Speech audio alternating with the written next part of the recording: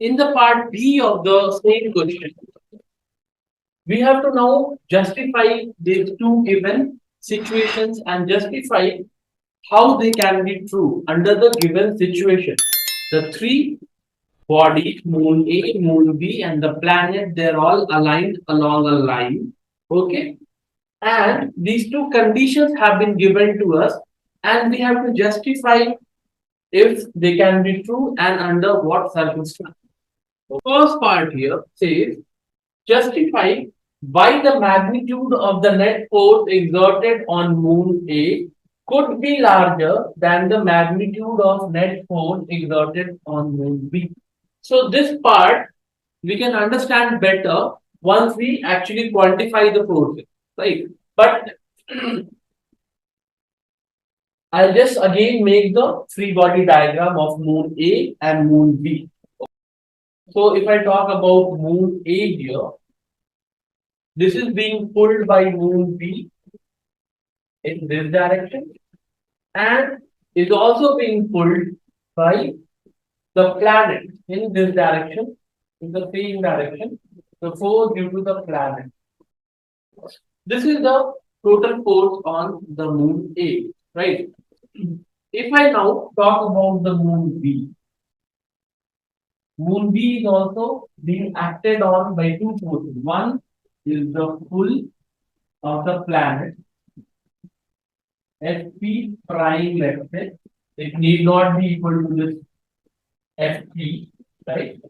And the pull due to the moon A. Okay, this is F A prime vector. So under what circumstances the force on moon A could be larger than the magnitude of the net force exerted?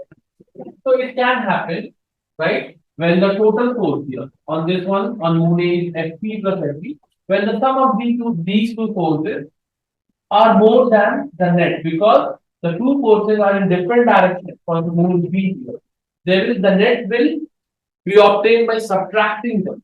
Okay, if Fp dash is more, the net force on moon B is going to be Fp prime minus Fa prime. Okay, so the two forces are being subtracted, and these two forces are acting in the same direction on the moon A, so they will add up, right?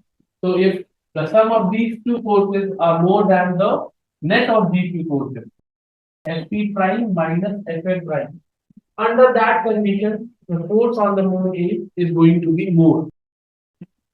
So this part of the question we can better understand after we have done the part C, because in the part C we'll be actually using the mathematical expressions to find out how much exactly are the forces depending on the masses of the moons and the separation between them. So yes, but for now we can say that this is the case here, right? And then justify why the magnitude of the net force exerted on moon B could be larger. So under what circumstances the force on the moon B can be larger than these two forces in spite of the fact that the two forces on the moon A are acting along the same direction, right? This can happen only when this Fp prime force on the moon B is very large. It is even larger than the sum of these two forces. Okay? And that can happen. This Fp prime is what? The attractive pull between the planet and the moon B, right? So the force on moon B due to the planet, it is more than even the sum of these two forces on moon A. That is only possible when this planet B is much closer to the planet A.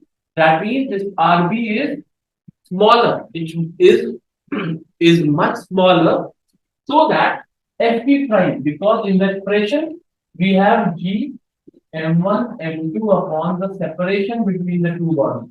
So if the separation between the two bodies is smaller, the force of attraction is larger. So this Fp prime can be larger, and from these two forces together, if the separation between the moon B and the planet is considerably smaller. Right. But this part will be more clear after we have seen part C.